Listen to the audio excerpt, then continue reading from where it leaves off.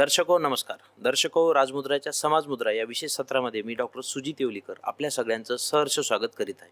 दर्शको, समाजमुद्रामध्ये आपण भारतातील नव्हे तर महाराष्ट्रातील देखील मान्यवरांना आपल्या स्टुडिओमध्ये बोलवत असतो आणि त्यांचे विचार जाणून आपल्यापर्यंत आणण्याचं आम्ही मागील काही वर्षापासून काम करत आहोत आणि आपला रेस्पॉन्स देखील, प्रतिसाद देखील आपला आम्हाला प्रचंड प्रमाणात मिळतो. त्यासाठी मी आपल्या सगळ्यांचा राजमुद्रातर्फे ऋणी आहे. आज आपल्या स्टुडिओमध्ये महाराष्ट्रातील प्रख्यात असे व्यक्तिमत्व आलेले आहे ज्यांना कुठलीही ओळख करून द्यायची गरज नाही. तरी पण मी सांगतो, आज आपल्या स्टुडिओमध्ये माजी न्यायमूर्ती BG कोळसे पाटील सर आपल्यासोबत आहेत. लहानपणापासून शिक्षणाचा ध्यास होता. एका लहान कष्टकऱ्यांचे ते मुलगा होते आणि मजुरी त्यांचे आईवडील करायचे. 4थी ते 7वी पर्यंत साहेबांचं शिक्षण झालं. शिक्षणानंतर गावामध्ये शिक्षण नसल्यामुळे त्यांना शाळा सोडावी लागली. काही दिवस त्यांनी सुद्धा स्वतः मजुरी केली आणि काही दिवसानंतर जेव्हा सरकारी शाळा चालू झाली अहमदनगर जिल्ह्यामध्ये, तेव्हा त्यांनी प्रवेश मिळवला. नंतर त्यांनी BSc केली. नंतर सरांनी वकिलीचं प्रशिक्षण घेतलं. नंतर त्यांनी न्यायाधीश देखील होते. परंतु हे करत असताना कुठेतरी महापुरुषांचं वाचन त्यांच्याकडे आलं आणि ते त्या विचारांनी ध्यास घेऊन पेटले आणि पेटल्यानंतर त्यांनी स्वतःहून अनाथ आश्रम सुरू केलं. फुले शाहू आंबेडकर विचारधारा त्यांना कळाली. त्यानंतर त्यांनी लोकप्रशासन पार्टीची स्थापना देखील केली. PB सावंत सरांसोबत देखील सरांचं काम आहे. 2014 पासून त्यांनी काम केलेलं आहे. असं व्यक्तिमत्व आपल्याला त्यांच्याकडून भरपूर काही जाणायचं आहे. जे लोक चळवळीत काम करतात, विचारधारेचं काम करतात, त्यांच्यासाठी एक आपण छोटंसं ट्रेनिंग सेशन असं म्हणूया. ही एक संयुक्त अशी मुलाखत कम छोटंसं आपल्याला घ्यायचं आहे. तर मी आपल्या सगळ्यांतर्फे साहेबांचं स्टुडिओमध्ये स्वागत करतो. सर नमस्कार. नमस्कार. जय जिजाऊ. जय जिजाऊ. सर आपण जय भीम, जय शिवराय. सर आपण न्यायमूर्ती या पदावर होतात, संविधानिक पदावर होतात आणि त्या पदावर राहूनही आपल्याला समाजकार्य करता आलं असतं. परंतु आपण राजीनामा देऊनच समाजकार्य करायचा का निर्णय घेतला? नाही, व्यवस्था ब्राह्मणवादी आणि भांडवलशाही व्यवस्था आहे. मी जे झालो तेच ह्या व्यवस्थेच्या विरोधात झालो आणि मी जे निकाल दिले 4-5 वर्ष त्याचे पार्लमेंटला कायदे करायला लागले. उदाहरणार्थ आत्महत्येचा प्रयत्न गुन्हा नाही. फॉरेस्ट ऍक्ट होता, त्याच्यात फॉरेस्ट ऍक्टमध्ये लाकूड तोड्याला शिक्षा व्हायची पण स्वामीला व्हायची नाही. स्वामीला आरोपी करायचेच नाही. मी त्यांना आरोपी करायला लावलं. म्हणलं स्वामीने लाकडं घेतल्याशिवाय लाकूड तोडा लाकूड कशा आणणार. इन्कम टॅक्सला अमेंडमेंट आली. एक 93 वर्षाची मुस्लिम आई समजा आपली, हो, तिला विचारलं इन्कम टॅक्स ऑफिसरने की तुझे काही लॉकर्स आहेत का, तर ती नाही म्हणली. आता तिचा मुलगा उद्योगपती होता, तिला काय माहिती. आणि तो उद्योगपती होता मुलगा, ते मला माहिती नव्हतं. ते मला 10 वर्षांनंतर कळलं. तर तिला 6 महिने शिक्षा झाली खोटं बोलली म्हणून. मी म्हणली 6 महिने या 93 वर्षाच्या आईला तुम्ही कुठे ठेवणार. आणि मग मी मुद्दा काढला की शपथ द्यायची असते ती किंवा स्टेटमेंट घ्यायचं, शपथेवर घ्यायचं असतं, तर शपथेवर कसं घेणार. म्हणून त्यांनी घेतलेलं होतं, कायदाच नव्हता. मी म्हटलं की तुम्ही तिला नाही शिक्षा करू शकत. वर्ड टू वर्ड झाला. ती म्हणते मी बोलले नाही, तू म्हणतो बोलला. तर ते कायद्याला अमेंडमेंट आली की statement has to be given on oath. असे नंतर मुख्यमंत्र्याचा अर्बन लँड सिलिंगचा कोटा काढला. शरद पवार होते. ते त्या पॉवरचं ते एवढे मिसयूज करायचे की गरिबांना घर देण्याऐवजी मोठ्या मोठ्यांना 5 स्टार 7 स्टार हॉटेल्स, तर ते हिरानंदानीला दिले अनेकदा. तर ते मी तो कोटा काढून टाकला. सगळे माझे निर्णय सुप्रीम कोर्टाने ऍक्सेप्ट केलेत, पार्लमेंटने ऍक्सेप्ट केले. नंतर आपण हे जे घेतो, काही ज्या वस्तू विकत घेतो त्याच्यावर एक्साईज, तो मालकच आपल्याकडून एक्साईज वसूल करतो आणि नंतर ते गव्हर्नमेंटला मागायचे एक्साईज. सुप्रीम कोर्ट हायकोर्टात जजमेंट होते की ज्याच्याकडून चुकून घेतला त्याला दिला पाहिजे. तर ते जे इंटरप्रिटेशन आहे, माझं म्हणणं त्यांनी चुकून गिरायकून घेतला, कोर्टाचं म्हणणं होतं त्यांनी भांडवलदाराकडून घेतलं. तुम्ही म्हटलं भांडवलदार तर पोस्टाचा दलाल आहे, तो आमचे पैसे वसूल करतो सरकारला भरतो. त्यामुळे तो पण निकाल मी दिला. त्याचा राजीव गांधीने कायदा केला. रात्री 2 वाजता मी त्यांना भेटलो. म्हणलं तुमच्या देशाचे लाखो रुपये लाखो कोटी वाचू शकतात, तर मला हे माझं जजमेंट मायनॉरिटी जजमेंट आहे. त्यांनी ताबडतोब शंकरराव चव्हाण होम मिनिस्टर होते, हे सॉरी अर्थमंत्री होते, त्यांना फोन केला. 2 वाजता अर्थमंत्र्याला फोन करायचे फक्त प्राईम मिनिस्टरच करू शकतो. आणि मग ते म्हणजे की न्यायमूर्तीचा मुद्दा बरोबर आहे. तर अशा तऱ्हेने मी कोर्टात बसूनही फाईटच करत होतो. आणि जेव्हा यांनी रामायण महाभारत दाखवायला सुरुवात केली तेव्हा मी सिटिंग जज होतो. मी म्हणलं की वर्णव्यवस्था येऊ घातलेली, या वर्णव्यवस्थेविरुद्ध आम्हाला फुले शाहू आंबेडकर, छत्रपती शिवाजी महाराजांचा वारसा घेऊन लढलं पाहिजे. मग त्या लढाईत मी उतरलो, म्हणून मी राजीनामा दिला. माझी तशी पत्रकार परिषद आहे, जानेवारी 90च्या पहिल्या आठवड्यातले तुम्ही पेपर बघा. तर मी मग राजीनामा दिला आणि मी तेव्हापासून तर आजपर्यंत माझी कमिटमेंट सोडली नाही. पण मी 1976 साली मिलिंद लॉ कॉलेज होतं औरंगाबादला, तिथं मी भाषण केलं होतं की आमच्या सगळ्या दुःखाचं मूळ ब्राह्मणवाद आहे, RSS आहे. त्यावेळेस मी 32 वर्षाचा होतो, तरी मी ते भाषण केलं आणि ते मी आजपर्यंत पाळलेलं आहे की माझी खरं अजून आज माझी मनापासून माझी धारणा आहे. आणि मी ते कोणाच्याही बरोबर चर्चेला तयार आहे की आमचं सगळं भारताचं नुकसान फक्त ब्राह्मणवादाने केलं. बरं सर, राहुरी तालुक्यातील आपली वडिलोपार्जित जमीन होती आणि ती अनाथ आश्रमासाठी आपण दिली, तर ती सरकारी मदतीशिवाय अनाथ आश्रम चालवताना आपल्याला कशा अडचणी आल्या सर? नाही, अडचण सरकारच म्हणतं की तुम्ही लायसन घ्या. म्हणजे काय करा तुम्ही, तुम्हाला आम्ही ग्रँट देतो म्हणजे काय करा, ते विद्यार्थ्यामागे 1500 देणार आणि त्यातले 1000 काढून घेणार. 500 रुपयाचा आम्ही हिशोब खोटा लिहायचा 1500चा. तर मी स्वतःच अनाथ विद्यार्थी घरात होतो आणि मी त्या घरात अनाथ विद्यार्थी शिकलो. तेव्हा मी ठरलं होतं की आपल्याला चांगला अनाथ विद्यार्थीगृह काढायचं. अनाथ नाही आहेत मुलं, गरिबांची मुलं आहेत. पण त्या अनाथ विद्यार्थीगृहाला मी 67 साली पहिल्यांदा ग्रॅज्युएट झालो आणि शिक्षक म्हणून नोकरी लागली. तर पहिले 120 रुपये पगार माझा मी त्या अनाथ विद्यार्थीगृहाला पाठवला होता. माझ्या विद्यार्थ्यांच्याकडून माझी हीच अपेक्षा आहे. आम्ही 30 वर्ष आश्रम चालवतोय आणि 25 एकर शेती ड्रीप करून दिली आहे. तिथे ऊस असतो, सोयाबीन असतो, गहू असतो, भाजीपाला असतो. मुलांना जे पाहिजे ते सगळं तिथं पिकतं. आणि उरलेलं लोक देतात मदत. म्हणजे तिथं बोर्ड लिहिलं आम्ही की कोणी इथे रोख देणगी द्यायची नाही, आम्ही कोणाची ग्रँट घेत नाही, आम्हाला कोणाची देणगी नकोय, रोख तुम्हाला द्यायचं तर मुलांना काय पाहिजे ते विचारा. मग मुलांना भरभरून देतात लोक, पेन देतात, पेन्सिल देतात, आम्हाला बांधकामाला स्टील देतात, खडी देतात, काय पाहिजे ते देतात. पण आम्ही इन टर्म्स ऑफ मनी पैसे घेत नाही. अगदीच विश्वासातला माणूस आहे, आता परदेशातला माणूस आहे, त्याला म्हणलं की बा तू येऊन कर, तुम्हाला मला शक्य नाही, आपलाच इंडियन असतो. त्यांनी मध्ये आता एक मला आठवतं ते 20,000 रुपयाची देणगी दिली होती. तर अशा एखाद्या अपवादात्मक देणगी आम्ही, ज्यांचा आमच्यावर विश्वास आहे की ज्यांना असा डाऊट येणार नाही की यांनी पैसे घेतले आणि काय केले, त्यांच्या काही देणगी आम्ही घेतल्या असतील. त्या काही डे टू डे कारभार मी बघत नाही. तिथेच शिकलेला एक विद्यार्थी आहे, त्याला ही जबाबदारी दिलेली आहे आणि तो जबाबदारी पार पाडतो. बरं सर, न्यायपालिकेची विश्वासार्हता ढासळत चालली आहे असं बऱ्याच ठिकाणी म्हणता येतं. आपण स्वतः त्या व्यवस्थेत होतात, आपलं काय मत आहे सर? नाही, असं आहे की न्याय व्यवस्था पहिल्यापासूनच एका विहिरीतल्या बेडकासारखी अडकलेली आहे. ठराविक घराणी जावई, म्हणजे मुंबई हायकोर्टाचं तुला उदाहरण देतो की मोठं नाव होतं, एक चीफ जस्टिस ऑफ इंडिया होते गजेंद्र गडकर, त्यांचे जावई होते जहागीरदार. तर त्यांची क्वालिफिकेशन मध्ये बसत नव्हते, तर त्यांना ते क्वालिफिकेशन मध्ये बसेपर्यंत हायकोर्टाच्या अपॉइंटमेंट झाल्या नाहीत. तर हे काय फार म्हणजे आत्ताच झालं असं नाही, पण मोदीने त्याचा कळस केला. ते कोलेजियम नको, त्यासाठी कायदा करणे, जेजेसवर दडपण आणणे. जेजेसचे काही पर्सनल गोष्टी असतात, नाही असं नाही, तो काय माणूसच आहे. कोणाला मिटू लावायचा, कोणाच्या नातेवाईकांचं करप्शन काढायचं. त्यामुळे जजेस ऑल्सो बिईंग ब्लॅकमेल्ड. ते कबूल करतात का नाही मला माहिती नाही, पण आता गोगाईचं तर उदाहरण आहे. मिठू लावला आणि पाहिजे ते जजमेंट करून घेतले. चंद्रचूड, त्यांच्यामध्ये आणि त्यांच्या वडिलांमध्ये ब्राह्मण्य होतच. त्यांच्या वडिलांनी कॉमन सिव्हिल कोडची भाषा केली शहाबानू केसमध्ये आणि त्याची परिणिती बाबरी मशीद पाडण्यात झाली.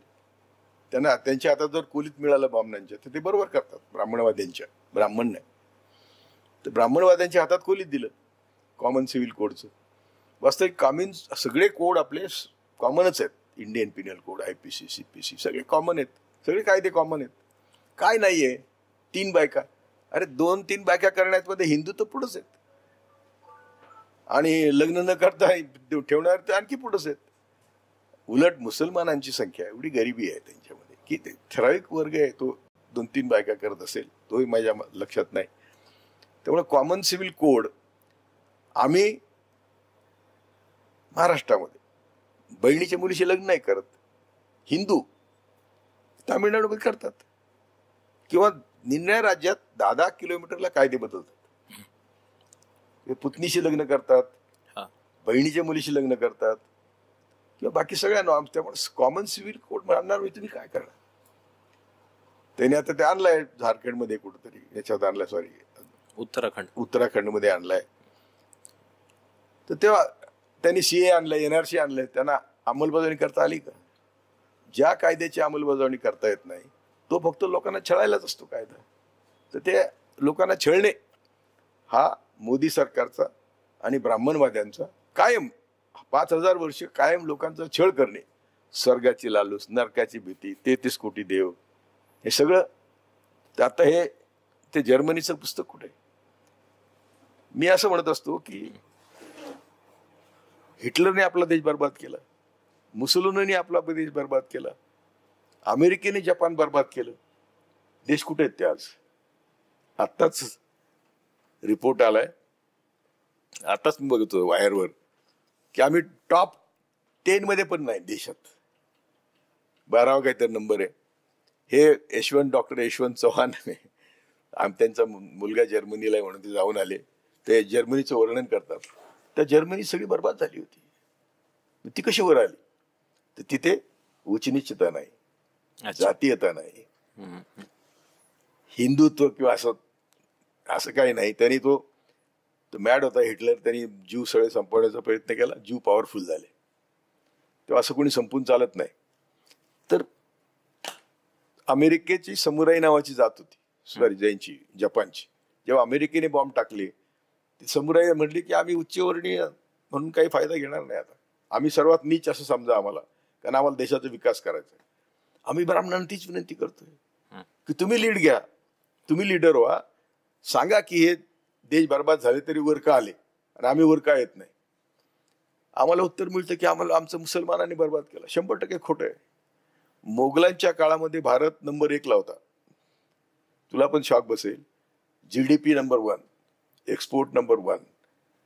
अमेरिका आणि युरोप मिळून जेवढी जहाजं नव्हती तेवढी शिवाजी महाराजांनी नेव्ही सुरू केली होती. ते जहाजं आपल्या बंदरात होती. अमेरिका युरोप मिळून नव्हती, त्याच्यापेक्षा जास्त जहाज आपल्याकडे होती, कारण आमचा एक्सपोर्ट होता. त्या काड्याच्या पेटीत साडी हा त्यावेळेचा काळ आहे. उलट छत्रपती शिवाजी महाराज सुद्धा मोगल नसतील झाले नसते, कारण यांनी राज्याभिषेक करायचं नाकारलं.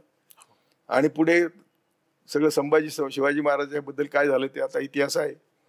अजूनही छत्रपती शिवाजी, मी सगळ्या महाराष्ट्राला आणि विशेषतः मराठ्यांना आवाहन करतो, एक 5-25 कोटीचा 100 कोटीचा खर्च लागेल, पण महाराजांचा परदेशातला सगळा इतिहास आणून तुम्ही तो इतिहास मारला पाहिजे. महाराज अलेक्झांडर कोण असेल तो जगजेते कोण होते? अलेक्झांडर आणि कोण दुसरं ते एक नाव आहे सिकंदर. त्यांच्यापेक्षा महाराज भारी होते, कारण महाराज स्वतः लढाईवर जायचे. म्हणजे शाहिस्तेखानाची बोटं महाराजांनी स्वतः तोडली.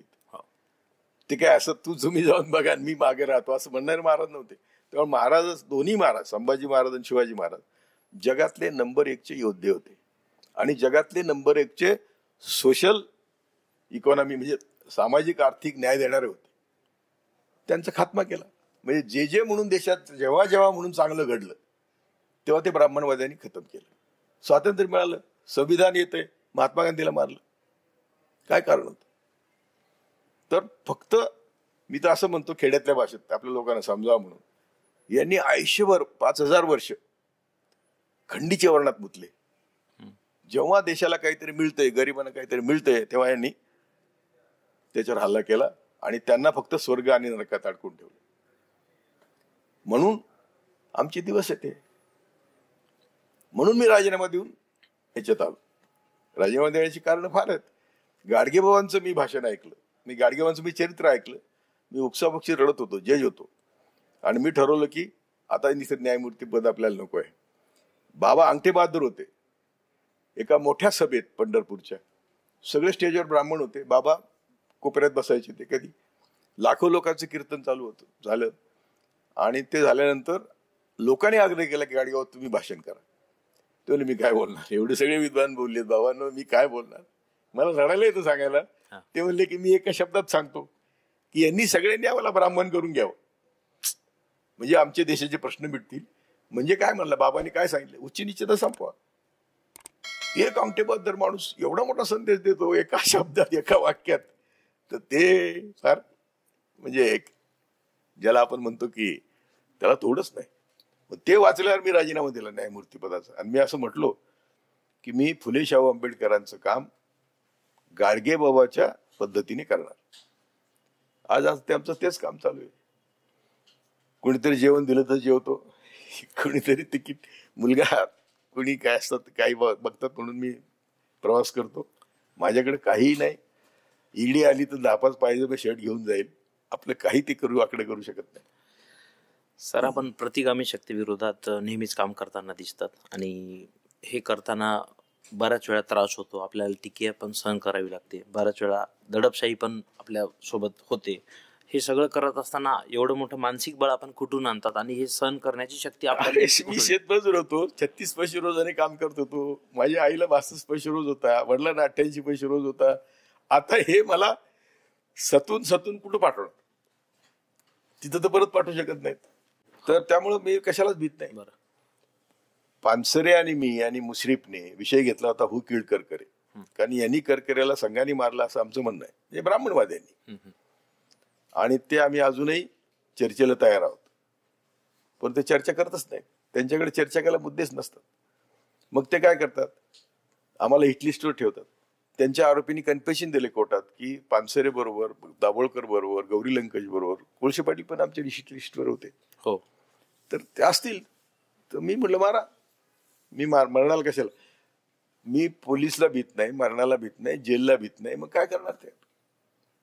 हे मी वयाच्या 47व्या वर्षी प्रतिज्ञा केली, मी पोलिसला भिणार नाही, जेलला भिणार नाही, मरणाला भिणार नाही, आणि सत्य बोलणार. म्हणून मला कोणीच आक्षेप करत नाही. मराठी पण करत नाहीत, आंबेडकरवादी पण करत नाहीत. तुझ्यासारखे कमी लोक आहेत की ज्यांना असं वाटतं की मी बोलावं. सर, जी 99वी घटना दुरुस्ती झाली, मगाशीच आपण उल्लेख केला, तर ही जी पद्धत आहे कॉलेजांची, ती पद्धत नेमकी कशी असायला पाहिजे जेणेकरून पारदर्शकता येईल? त्याला काय कमीत कमी असं असतं की आपण माणूस जीवन जे आहे ते लेस अँड लेस इम्परफेक्ट, कमीत कमी चुका कशा होतील असं बघितलं पाहिजे. आतापर्यंत कॉलेजियम आहे, सगळ्या जजेसची मुलं, पुतणे, काका. आमचं चीफ जस्टिस होता, तुमच्या मराठवाड्यातला होता, देशपांडे, VS देशपांडे. त्याचा पुतण्या जज, भाचा, त्याचा मावस भाऊ जज, त्याचा जावई जज. त्यांना मी एका स्टेजवर ते आणि मी होतो, मी जज होतो आणि ते रिटायर झाले होते वाटतं. म्हणलं यांची ज्युडिशरी कशी आहे यांनाच विचारा. यांचे सगळे नातेवाईक जे यांनी भरले. तसं गजेंद्रगडकरचा किस्सा मी सांगितला. असे अनेकांचे किस्से आहेत की चंद्रचूडचा किस्सा घे, त्याचा मुलगा पण लाईन मध्ये आहे.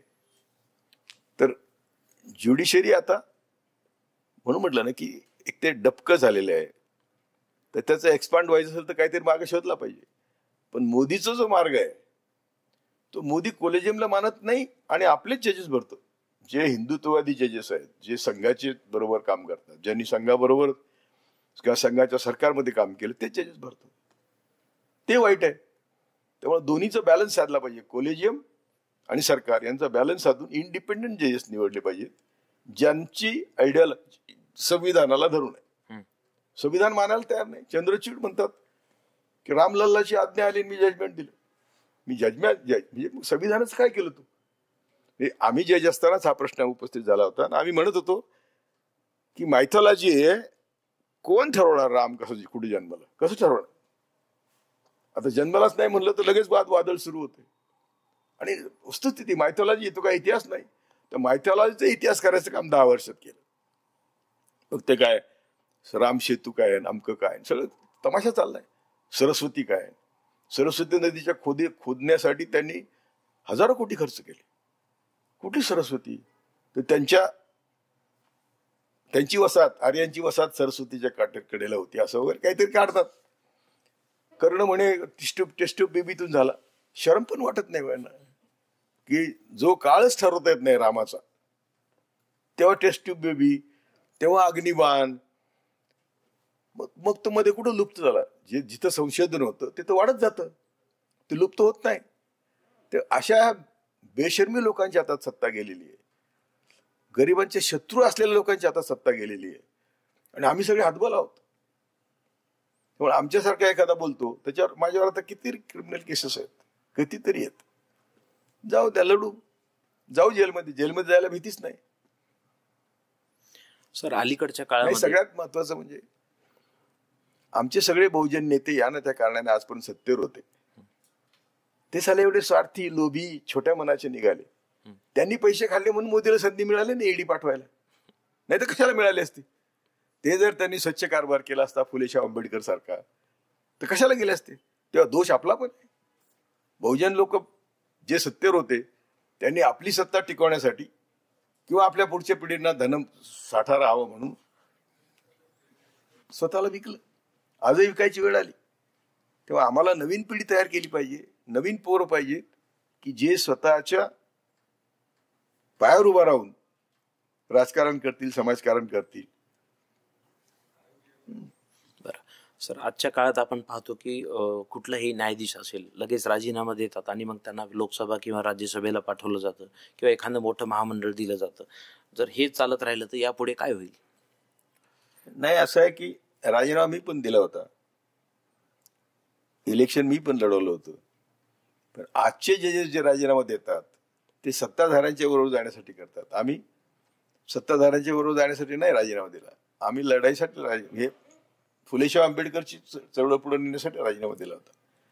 तेव्हा राजीनामा देणं गैर काही नाही, पण असं करणं त्यासाठी सत्ता, आता तो एक खासदार झालाय, त्याला मंत्री नाही केला अजून नशीब, आणि तो काय बोलतोय, किंवा गोगोई काय बोलतोय. तर हे जे जजेस आहेत ज्यांना रिटायरमेंट नंतर काहीतरी बेनिफिट पाहिजे, हे सर्वात वाईट आहे. तर ह्यासाठी आपल्याला हे रोखलं पाहिजे. उलट न्यायमूर्ती पदावर बसले, आता मी इथे पीएमच्या सूटमध्ये उतरलो, मी जस्टिस सोडून किती वर्ष झाले, तरी मान आम्हाला हा मिळतो. हा मान एवढा मोठा आहे की हा कुठल्या पैशाने विकत घेता येत नाही. देशभर कुठेही गेलं तरी आम्हाला 1-2 बेडरूमचा सूट असतो, स्वस्तात राहायला असतं, खायला प्यायला असतं. लॉर्डशिप करतात लोक. म्हणलं आम्ही लॉर्डशिप मला म्हणू नका, मी सामाजिक कार्यकर्ता आहे, मी लोकांना सांगतो, पण मला ह्या फॅसिलिटीज आहे तेवढ्या मी घेतो. तेव्हा अशा सगळ्या फॅसिलिटीज असताना जजेसनी आपलं रिटायरमेंट तर काहीतरी पदव आहे, मनाने भिकारीच, सर काहीच नाही, कशाला पाहिजे पद. आमचा एक मित्र होता, तो सुप्रीम कोर्टात गेला, त्यांनी PMLAच्या ऍक्टची वाट लावली, म्हणजे सगळे अधिकार पोलिसांना दिले, आणि आता लोक ऐकतो म्हणून बसला. काय तुम्हाला या पदात समाधान काय, कशा करता तुम्ही हे करता, आणि किती पदं घेतली त्याला एंडच नाही, किती संपत्ती आली त्याला एंडच नाही. तुम्हाला कुठेतरी थांबलं पाहिजे. माझे गुरु होते न्यायमूर्ती सावंत, त्यांना चायनाला एकदा जायला लागलं, चायनाला सरकारी खर्चाने. त्यावेळी $2000 मिळत होते, ते पण त्यांना शेवटपर्यंत मिळाले नाही. मी मुख्यमंत्र्यांना फोन केला, ते मिळाले. त्यातले त्यांचे $1500 खर्च झाले. आल्यावर त्यांनी $500 परत दिले. तर सरकार म्हटलं नाही नाही तुम्हाला खर्च नाही, म्हणजे मला नाही, माझा खर्च झाला, मी नाही. असे होते जजेस आमचे.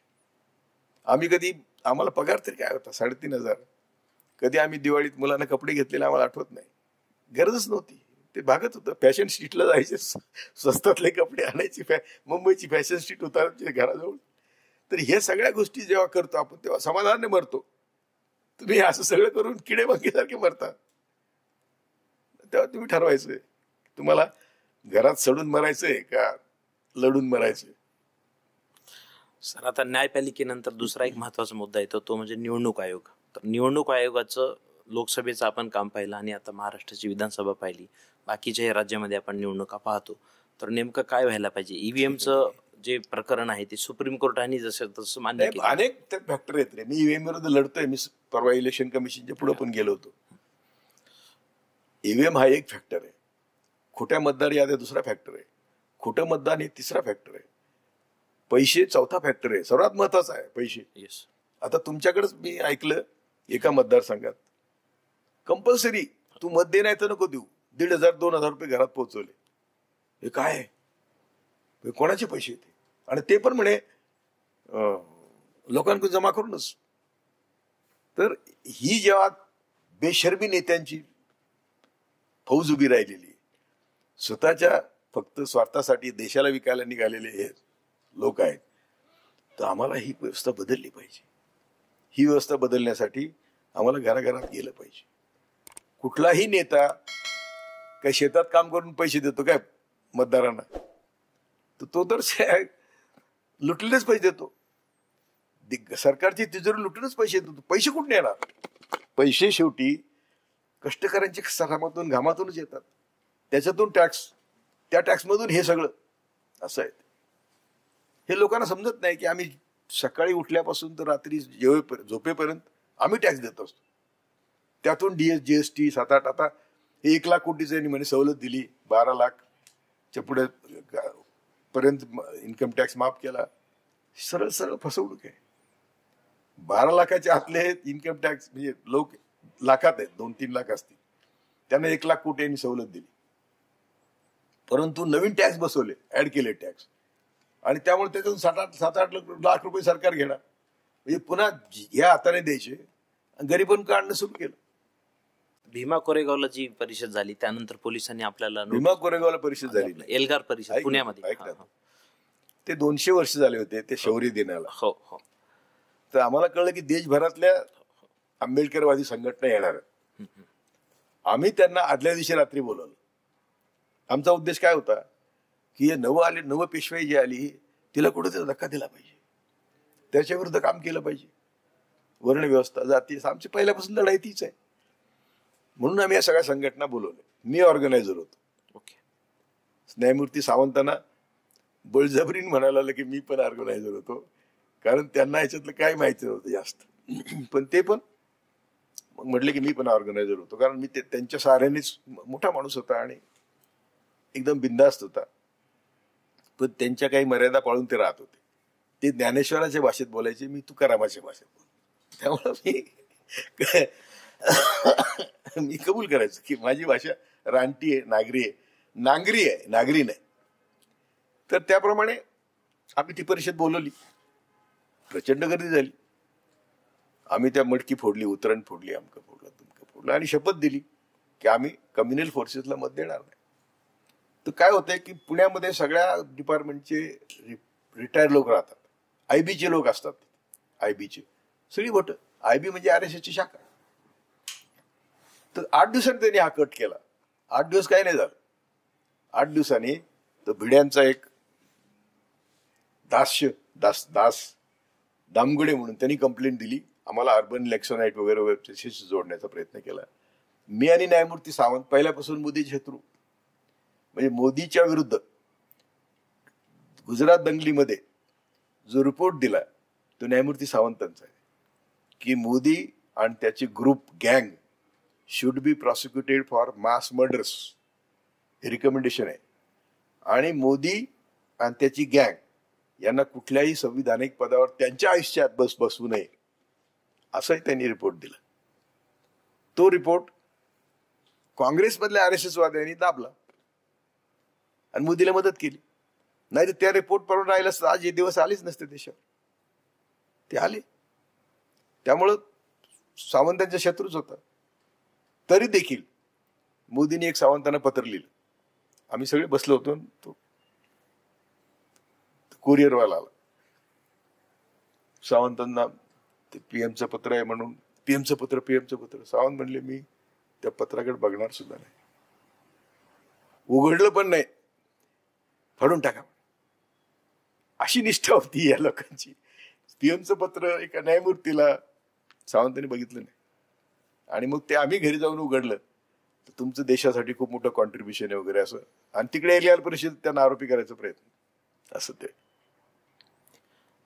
तिथं जे काही घटनाक्रम घडला, चौकशी झाली, गुन्हे दाखल झाले, यामध्ये आपण थेट नाही, पहिली FIR त्याच्यात एकबोटे आणि भिडेरीच्या विरुद्ध आहे. हा. तो सगळा प्रकार भिडे एकबोटेने केला. बरं. आदल्या दिवशी त्यांनी पत्रकार परिषद घेतली, त्यात सांगितलं की उद्या येणाऱ्या दलितांना पाणी सुद्धा नाही मिळालं पाहिजे आणि गावातल्या घरांवर दगड वगैरे सगळ्या मराठ्यांना भडकवण्यात, बहुजनांना भडकवणं वगैरे सोपं असतं. दगड होती, त्यामुळे तो पूर्वनियोजित भिडे एकबोटेने आखलेला कट पुन्हा त्या कोल्हापूरचे डीआयजी होते नांगरे पाटील, हो. त्यांनी कमिशन नेमलं, त्याच्यात बीजेपीचे लोक नेमले, समिती नेमली, त्या समितीने रिपोर्ट दिला की भिडे एकबोटेने केलं. हा विषारी फडणीस, अत्यंत विषारी संघी, त्याने सगळा तो केस उलटवली आणि देशभरातले आमच्यासारखे लढणारे लोक चुनचुन केस निवडून निवडून त्यांना घेतलं, आरोपी केलं आणि 6-6 वर्ष ते जेलमध्ये, 6-7 वर्ष जेलमध्ये. का? ते यांच्या विरुद्ध बोलणारे सगळे संपले पाहिजेत. आम्हाला प्रयत्न केला, एनआयए माझ्याकडे आली, तर एनआयएच्या लोकांनी विचारलं, म्हणजे येतात म्हणजे काय करतात, एखाद दुसरा एनआयएचा ऑफिसर असतो, बाकी सगळे लोकल पोलीस खराब होती, गाड्यांचा गराडा. बोले क्या हो गया? मैंने आपको स्टेटमेंट लेना है. मैंने कहा लिखो, मोदी शाह खूनी है. बोले कैसे लिखेंगे? मैंने कहा मेरा स्टेटमेंट है, लिखो, क्योंकि मेरे गुरु ने रिपोर्ट दिया है. मग ते शेवटी तडजोड झाली. ते स्टेटमेंट घेतलं की नाही त्यांनी मला माहिती नाही. त्यांना जिलबी वगैरे खाऊ घालून त्यांना वाट लावला की तुम्ही काय वाटतं. मी म्हणलं तुमको क्या लगता है, मैं जेल को डरूंगा? मैं मरने को नहीं डरता, जेल को नहीं डरता, पुलिस को तो बिलकुल नहीं डरता. तर तू जे म्हणतोस की तुम्हाला त्रास होत नाही का, होतो. आम्ही तो त्रास असा फाट्यावर मारतो, हो ते काय व्हायचं ते. आता सुद्धा या मुलाखतीनंतर पुन्हा आले तर बघू.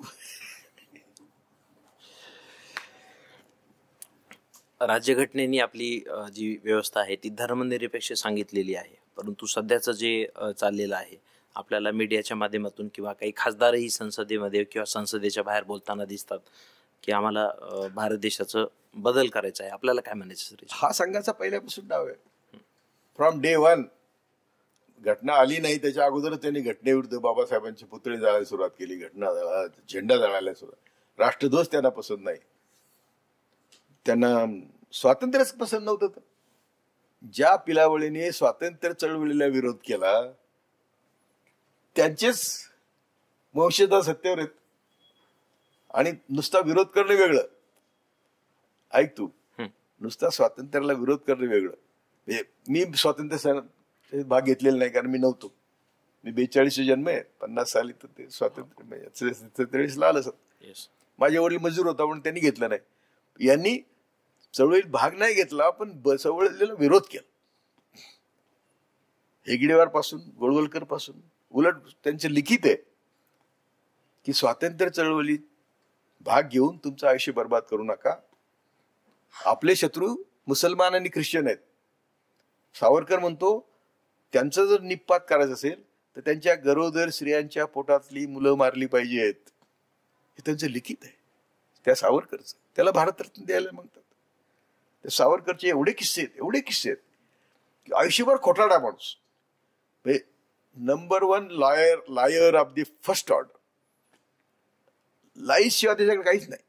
आत्ता काल एक अरुण शौरीची मुलाखत आहे, वायरने घेतलेली आहे, करण थापरने घेतलेली. अरुण शौरी त्यांचा माणूस.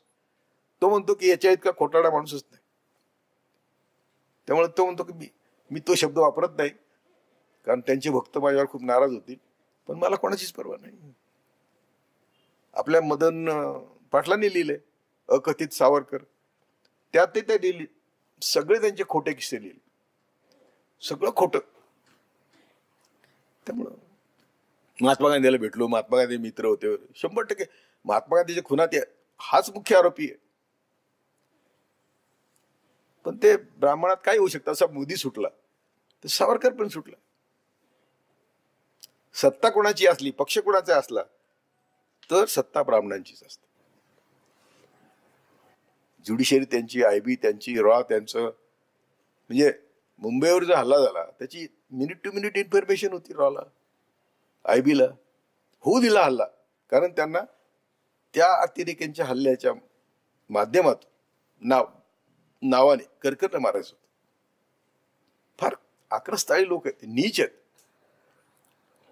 एवढी नीच जमात जगात दुसरीकडे कुठं नाही. त्यांनी करकरे आपला त्यांचा माणूस करकरे म्हणजे मुसलमान यांची कॉन्स्पिरसी काय होती प्रज्ञा ठाकूरांनी पुराणिकची, मुसलमानाच्या वस्तीत बॉम्बस्फोट करायचे आणि मुसलमानच आत टाकायचे आणि तसे टाकले. रघुवंशी म्हणून संघाचा अधिकारी त्यांनी टाकले. करकरेंनी ते बाहेर काढलं. त्या प्रज्ञाची मोटरसायकल शोधली आणि त्यांनी तिला पहिल्यांदा अटक केली, फटकवल्याला सगळं सांगितलं ती. तर त्या करकरेचाच यांनी खून केला. तेव्हा देशामध्ये चांगलं काही घडतं, पुन्हा पुन्हा मी रिपीट करतो, तेव्हा हे येऊन सुसू करतात. समाजाला कळलं पाहिजे यांच्या हातून देवपूजा पण करून घेता कामा नये. काय करणार, समाजाला यांनी वेडे केलंय. किती पिढ्या समाज वेडा राहतोय हा आपल्याला प्रश्न आहे. आतापर्यंत मराठा सेवा संघ हे काम करत होतं, पण त्यांची नांगी का पडली आता मला माहिती नाही, पण ती पडलेली आहे. तेव्हा आता मीच फक्त एकटा आहे, मरायला तयार आहे, मारा. आपण आताच भूमिका घेतली की नांगी पडली, तर सर महाराष्ट्र हा पुरोगामी म्हणून ओळखला जातो. इतरही राज्य आहेत महाराष्ट्राला आदर्श समजतात. ही लोकसंख्या ओबीसीची जास्त आहे, पुरोगामींची जास्त आहे, तरी पण प्रतिगामी सत्तेत असताना दिसत आहे. मग हे सगळ्यांचं एकत्रीकरण होण्यासाठी त्यांना आम्ही मतं दिलीच नाहीत. ज्या सरकारला आम्ही मतं दिली नाहीत ते सरकार सत्तेवर आहे. मग ते ईव्हीएम असेल, ते खोट्या याद्या असतील.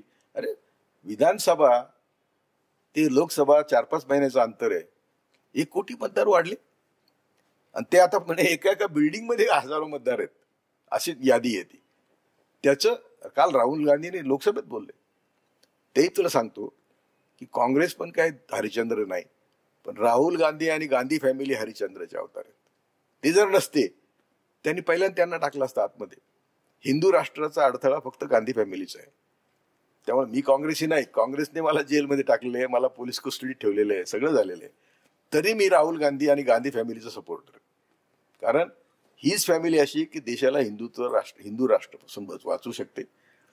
मी राहुलशी बोललेलं आहे 1 to 1 या भारत जोडो मध्ये मी चालत होत्या, त्याला सांगितलं की तुझ्या आजीला RSSने मारलं, तुझ्या बापाला RSSने मारलं, आता तुला पण ते मारतील. तो म्हणला मला माहिती आहे. तेव्हा मी भावनेच्या आहारात त्याला म्हणलो की चालेल तू मरायला पण तयार आहेस, म्हणजे मला I love you more than my son असं मी त्याला बोललो. आणि ते खरं आहे की माझा मुलगा ठीक आहे, हायकोर्टात प्रॅक्टिस करतो, सामाजिक जाण आहे, माझा खर्च करतो ना. तर बाबा तुम्ही घरात बसू नका म्हणतो. तर तरी देखील राहुल गांधीची तुलना नाही. सुवर्ण मंदिरात म्हणे मोठा शस्त्रसाठा आहे म्हणून मॅडमला सांगितलं की फोन हे केला, कोण माहिती कोण देणार, IB देणार, मिलिटरी प्रमुख देणार, वैद्य RSSचा प्रमुख दुसरा वैद्य, मिलिटरीचा प्रमुख तिसरा वैद्य, IBचा प्रमुख, असं ते सगळं आहे रे. तर त्याच्यातून देश कसा बाहेर काढायचा, याच्यासाठी आमच्यासारखे तळ हातावर शिर घेऊन लढणारे लोक पाहिजे. सर ही जी मरगळ आलेली आहे पुरोगामी चळवळीना, यांना तुम्ही आमच्या चॅनलच्या माध्यमातून काय सल्ला द्याल? की तेच सांगतो मी, किती वेळा सांगतो, आता पण सांगितलं ना की तुम्ही भिवून काय करणार आहे, तुम्ही कोणाला भीता, आणि तुम्ही घरात राहिला तरी मरणार का नाही. अगदी AC मध्ये ठेवलं तुम्हाला, अगदी मोठ्या घरात मोठ्या गाडीत, मरणार का नाही तुम्ही. तुम्ही शेवटी घरात सडून मरणार, त्यापेक्षा लढून मरा ना. हे आमचे जे सगळे आम्ही म्हणतो छत्रपती शिवाजी महाराजापासूनचे आमचे कल्याणकर्ते जे आहेत, कशाला बुद्धापासून, बुद्धाचा धर्म 1500 वर्ष चाललाय देशात, 10व्या शतकापर्यंत चालला. ह्या सगळ्यांनी त्यांची आहुती दिली आपल्यासाठी, आपल्याला लाज नाही वाटत. तेच जर रस्त्यावर नसते आले, तेच जर बाहेर आले नसते तर आम्ही आज कुठे होतो. फुलेशाह आंबेडकर नसते, सावित्रीबाई फुले नसते, ह्या पोरी काय शिकल्या असत्या का. त्यामुळे त्यांनी जे आमच्यासाठी आहुती दिली त्याची जाणीव ठेवून आम्ही पण आहुती द्यायला तयार पाहिजे. आणि तुम्ही नाही दिली आहुती तर सोडून घरात मारणार आहात. त्यामुळे हाच माझा संदेश आहे. नमस्कार, मी ॲडव्होकेट रुपाली टेहरे. सरांशी बोलायला मिळत आहे हे माझं खूप मोठं भाग्य आहे. खरं तर मी खूप मोठा प्रयत्न करते, साहस करते. हेच म्हणणं बरोबर नाही, कारण तुम्ही सक्षम व्हाव्यात यासाठी देशाच्या अनेक पिढ्या प्रयत्न करतायत. मी त्यातलं एक आहे. त्यामुळे तुझं भाग्य कसलं आलं, माझं भाग्य आहे तू माझी इंटरव्ह्यू घेते. सर मला असं एक विचारू इच्छिते तुम्हाला की एक महिला म्हणून वकिली क्षेत्रात जेव्हा मी प्रवेश केला मला खूप साऱ्या अडचणी आल्या किंवा मग बऱ्याच महिलांना खूप साऱ्या अडचणी येतात, तर त्या कशा फेस कराव्या? महिलांना सगळ्या क्षेत्रात अडचणी येतात, मेडिकलमध्ये येतात. आता बघितलं नाही कलकत्त्याचं काय झालं ते, तर त्यामुळे अडचणी सगळीकडे येतात, वकिलीत येतात. आमची मनुस्मृती काय सांगते की महिला भोगवस्तू आहे, ती पायाशी ठेवली पाहिजे. तिचा सांभाळ लहानपणी बापाने करायचा, तरुणपणी नवऱ्याने करायचा, म्हातारपणी मुलांनी करायचा. आणि टिळकांपासून तर आजच्या ब्राह्मणवादी ताकदीने कायमच महिलांना पायदळी ठेवण्याचा प्रयत्न केला.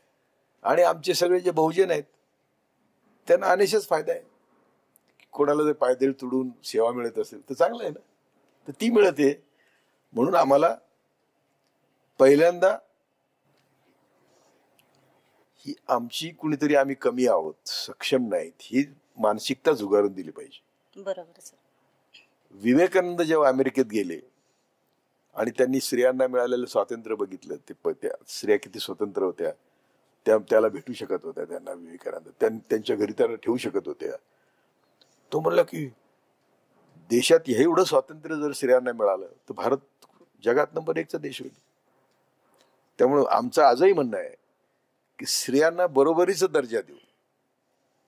जसं आता ते विकर शिक्षण आहे त्याला आपण जसं आरक्षण देतो तसं महिलांना पण दिलं पाहिजे. हो सर.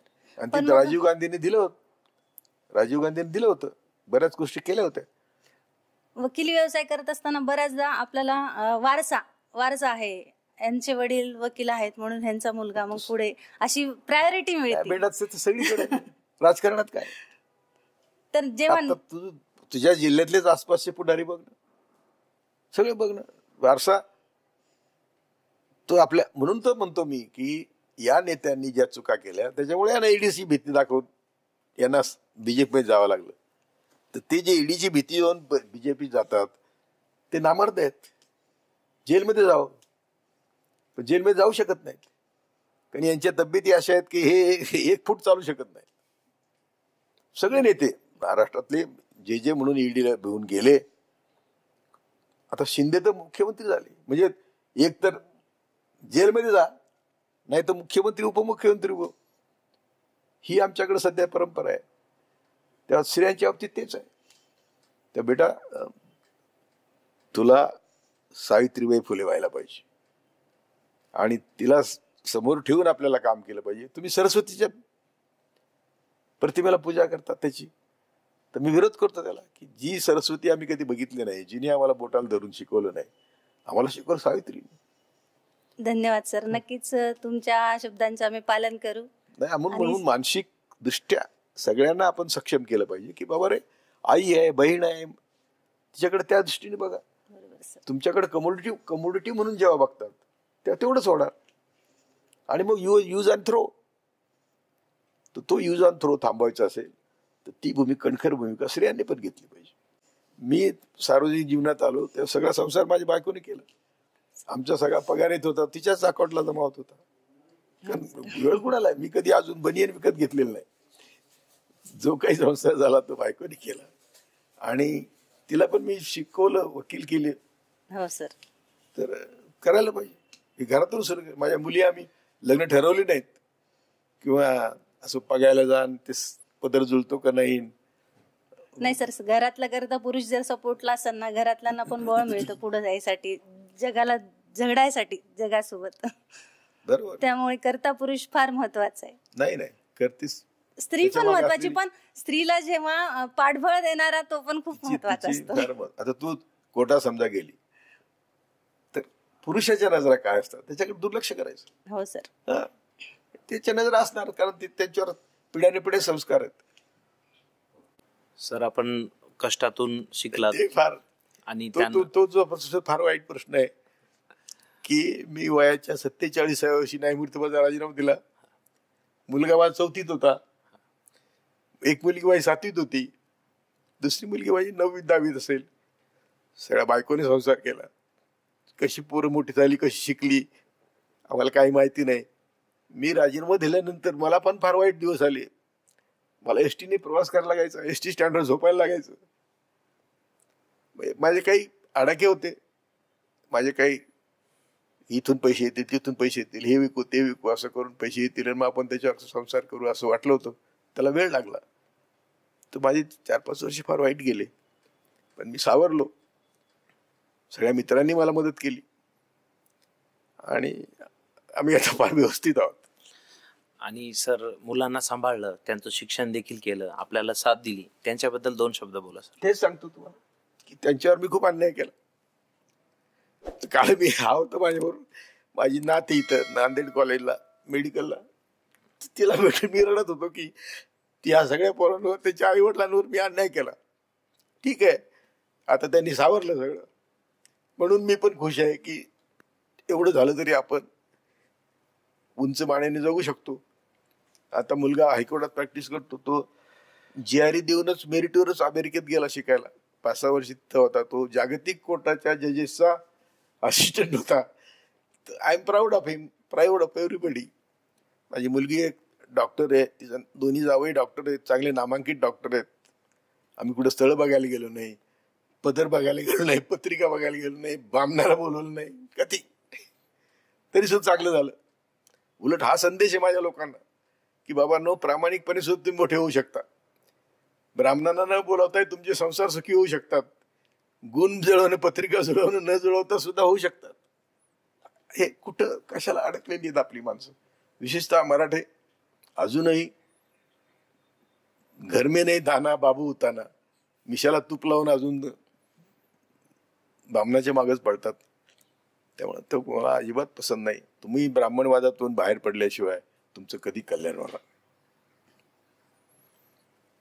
सर, आपण आमच्या स्टुडिओमध्ये आलात, आम्हाला वेळ दिलात, सामाजिक, आर्थिक, न्यायिक सगळ्याच गोष्टींवर आपण सखोल चर्चा केली. आम्ही आपले अत्यंत आभारी आहोत सर. पुढच्या वेळेस आपण नक्कीच भेटूया, एवढीच मी आपल्याकडून अपेक्षा ठेवतो. अरे बेटा, आम्ही मुलाखती बाबतीत अच्युत आहोत. 14 पूर्वी आम्हाला दररोज टीव्हीवर बोलवायचे. 2014 नंतर आम्हाला कायद्यानेच बंदी केली. म्हणजे टीव्हीवाल्यांना सगळ्यांना सांगितलं यांना बोलवायचं नाही. त्यावेळेस तुझ्यासारखा कोणीतरी भेटतो. काही वेबसाईट आहेत चांगल्या, त्या मला बोलवतात, पण असं होतं, त्याला काय करायचं. त्यावेळेस तुझा पण मी आभारी आहे. आणि व्यवस्थितपणे तुझा स्टुडिओ चालव, तुला जास्त व्ह्युअर्स मिळवत, तुझं पॉप्युलर हो, अशी शुभेच्छा तुला मी देतो आणि मी थांबतो. सर, धन्यवाद. दर्शको, मी तेच आपली रजा घेतो. कुठेही जाऊ नका, बघत राहा फक्त आणि फक्त राजमुद्रा न्यूज लाईव्ह. धन्यवाद.